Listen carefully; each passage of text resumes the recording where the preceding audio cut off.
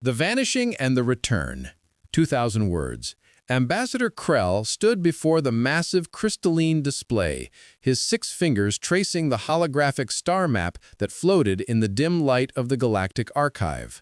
For 30 years, he had dedicated his life to studying extinct civilizations.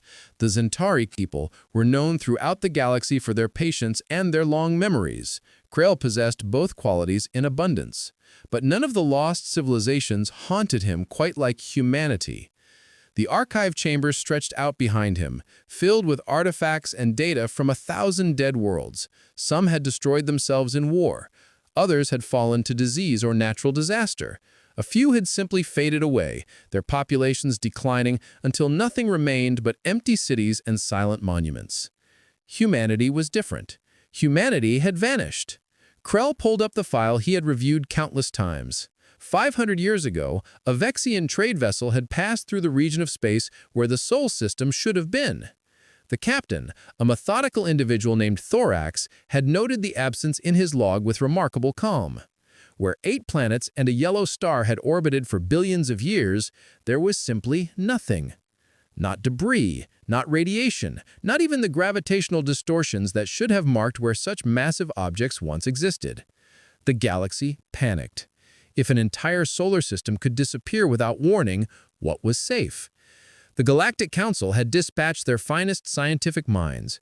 12 species contributed their best physicists, astronomers, and engineers. For 3 years, they studied the empty region of space, running every test known to civilization. They found absolutely nothing. No wormhole signatures, no dimensional rifts, no weapon residue. The Sol system had not exploded, collapsed, or been transported elsewhere. According to every law of physics the galaxy understood, what had happened was impossible. Yet, it had happened anyway. Eventually, the Council declared the mystery unsolvable. Humanity was added to the registry of extinct species, their artifacts scattered across museums and private collections. Life continued. New crises emerged. The galaxy moved on. But Krell had not moved on. He had been young when Earth disappeared, barely beginning his diplomatic training. He remembered the fear that had gripped his people, the way parents held their children closer, wondering if their world might be next. He remembered the massive telescopes turning toward their own sun, scientists checking and rechecking to ensure their star still existed. As decades passed and no other systems vanished, the fear faded, but Krell's fascination remained. He had devoted his career to understanding humanity. He learned their languages, studied their art, analyzed their history. The humans had been a young species, barely 5,000 years removed from primitive agriculture when they achieved spaceflight. They were violent and tribal, yes, but also curious and creative in ways that set them apart. They had sent messages into the void, hoping to find friends among the stars. They dreamed of unity even as they fought among themselves. Their music could make you weep. Their stories could make you think. They asked questions that other species had never thought to ask. And now, they were gone. Krell was preparing to close the file when his communication device chimed. He glanced at it, expecting a routine message from the archive administration. Instead, his 3 hearts began to race. The message was marked Priority Alpha, the highest classification used by the Galactic Council. It came from Deep Space Monitoring Station Epsilon, positioned in the outer reaches of explored space. Gravitational anomaly detected. Massive energy readings. Coordinates match former Sol system location. Request immediate Council response. Krell's hands shook as he opened the full report. The numbers were staggering. Energy signatures that dwarfed anything recorded in modern history. Spatial distortions that suggested something enormous was pushing through the fabric of reality itself. And it was all happening exactly where Earth used to be. He activated his emergency channel to the Council chambers. The response was immediate. "Ambassador Krell," said Council Director Thavix, her crystalline features sharp on the screen. "We received the alert 3 minutes ago. Emergency session is being convened. Your presence is requested immediately." "I'm on my way," Krell said, already moving toward the door. "Krell," Thavix added, her voice softer, Bring everything you have on humanity. If this is what we think it is, we'll need your expertise." The council chambers were in chaos when Krell arrived. Representatives from 47 species filled the circular room, all talking at once. Holographic displays showed real-time data from monitoring station Epsilon. Krell watched in disbelief as the readings continued to climb. "This could be a weapon," argued General Vorn, the Krillian military commander. His armored plates clinked as he gestured sharply at the display. "Or a natural phenomenon we don't understand," countered Dr. Seleth, the Aquarian chief scientist. Her bioluminescent skin pulsed with agitation. "Curiosity is what gets civilizations killed," Vorn shot back. Director Thavix raised her hands, calling for silence. "Ambassador Krell has arrived. As our leading expert on humanity, his input is crucial." All eyes turned to Krell. He moved to the central display, his mind racing. "Show me the latest readings," he said. The hologram shifted, displaying a three-dimensional map of the anomaly. Krell's breath caught in his throat. The spatial distortions were forming a pattern, a very specific pattern. "It's a solar system. 8 planets, 1 star. It's the exact configuration of Sol." The room erupted again. Krell ignored the noise, focusing on the data. Mass readings were appearing now, solidifying from quantum foam into actual matter. The process defied everything he knew about physics, yet the sensors didn't lie. "Impossible," Dr. Seleth breathed, reading over his shoulder. "Matter cannot spontaneously generate. This violates conservation of energy, quantum field theory, and—" She stopped. They all stopped, because on the display, a planet had fully materialized. Not just any planet, Earth. The sensor showed continents, oceans, an atmosphere. But something was different. The energy readings from the planet were unlike anything in the galactic database. And the planet itself seemed to pulse with a soft light, as if alive. Then came the message. Every communication system in the chamber activated simultaneously. The transmission was broadcast on every frequency in every major galactic language, all at once. "This is Earth," said a calm human voice. "We have returned. We mean no harm. We request diplomatic contact to explain our absence and discuss the future. Coordinates for approach are attached. We welcome you." The message ended. Silence filled the chamber for exactly 3 seconds. Then everyone started shouting again. Krell stood frozen, staring at the display. 500 years, half a millennium of mystery, of loss, of questions that haunted his dreams. And now, a simple message. "We have returned." "This is a trick," General Vorn declared. "Some hostile species discovered Earth's fate and is using it against us." "Or it's actually them," Krell said quietly. His voice cut through the noise. "What if humanity found a way to survive whatever took them? What if they're telling the truth?" "Then where have they been?" demanded a counselor from the back.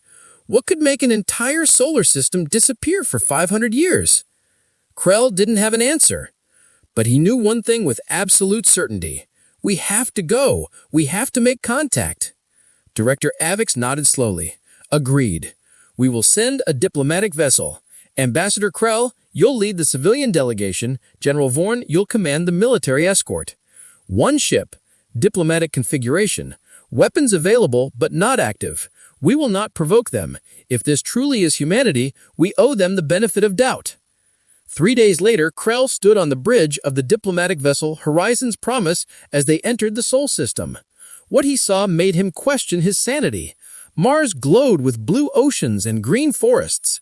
Thick clouds swirled in an atmosphere that sensors confirmed was breathable. Cities dotted the surface, their architecture elegant and organic, as if grown rather than built.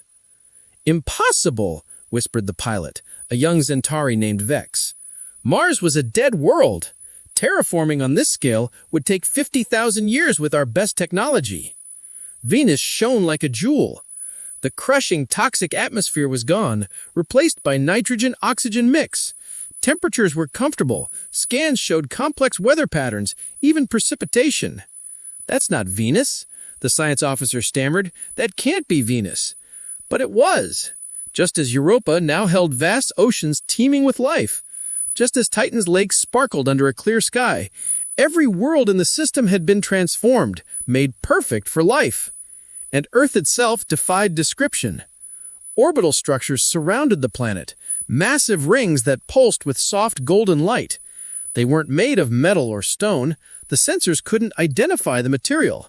It seemed to exist in multiple dimensions at once, solid yet translucent, technological yet alive.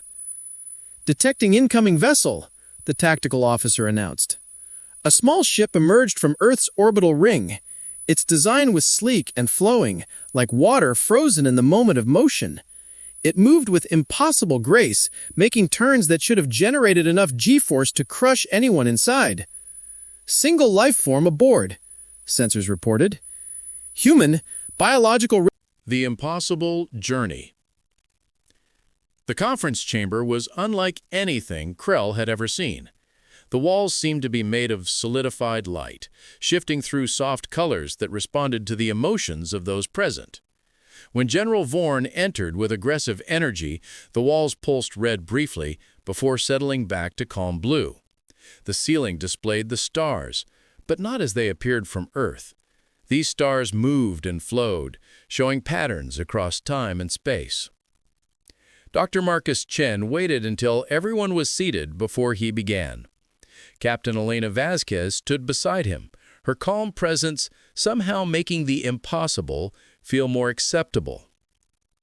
500 years ago by your time, Dr. Chen began, humanity stood on the edge of extinction. Not from war, not from disease, but from something we didn't understand until it was almost too late.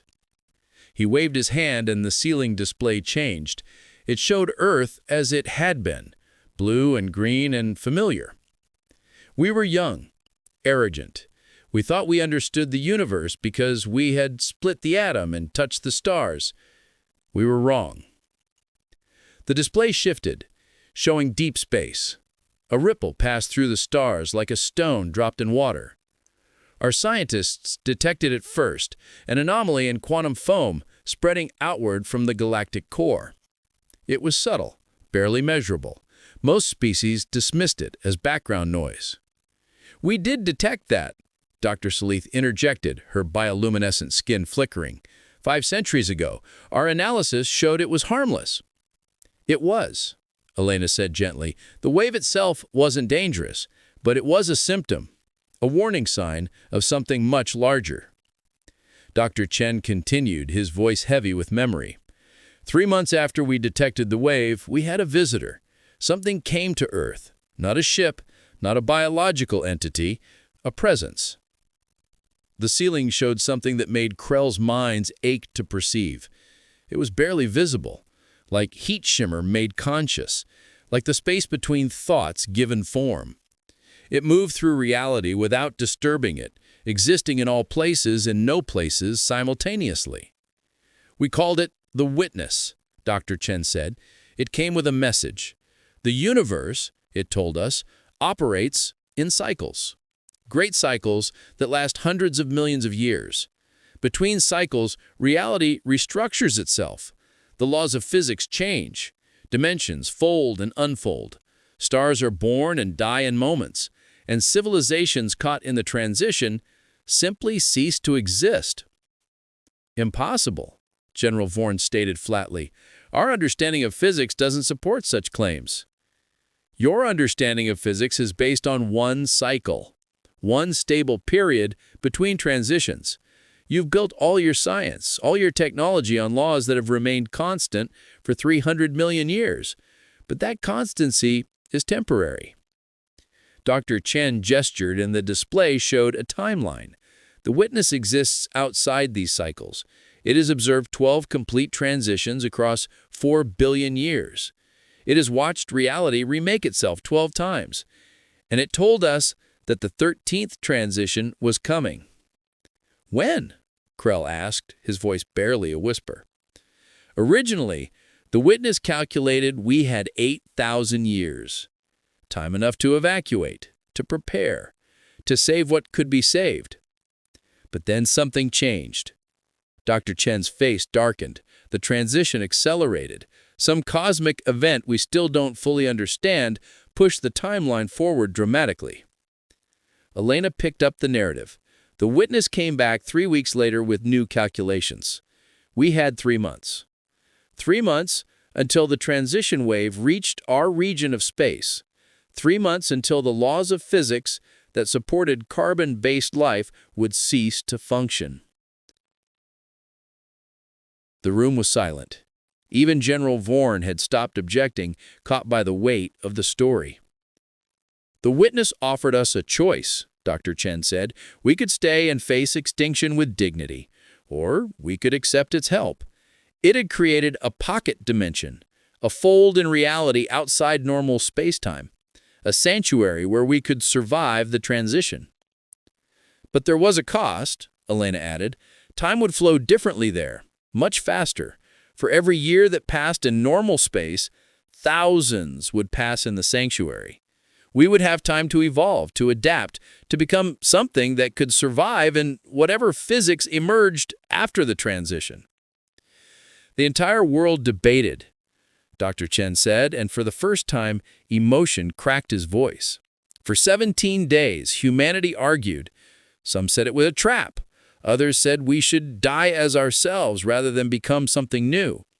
Many were simply too terrified to choose. But you chose to go, Krell said.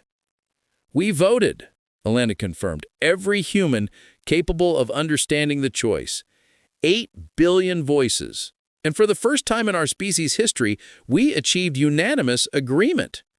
We would rather transform and survive than remain ourselves and die. Dr. Chen's eyes grew distant with memory. We took us all of us, every human, every animal, every plant, the entire biosphere of Earth and our space colonies. In an instant, we stepped sideways from reality. The ceiling display showed the moment. Earth simply faded, like a dream dissolving upon waking. Where planets and a star had been, there was nothing. What we found there, Dr. Chen continued, defied description. The pocket dimension was vast, unlimited. Time flowed like water. The witness had created a space where we could exist, but it was up to us to decide what we would become. We had so much time, Elena whispered, her eyes unfocused with remembering. For you, 500 years passed. For us, it was 115,000 years. The number hung in the air like a weight. Over 100 millennia. Entire civilizations rose and fell in less time than humanity had existed as a technological species. Before they vanished. What could a species become with 10 times that length to evolve? We used that time well, Dr. Chen said. We didn't just advance our technology, we advanced ourselves. We learned to touch the spaces between dimensions. We expanded our consciousness beyond the physical. We rewrote our own genetics to adapt to the new reality we would face.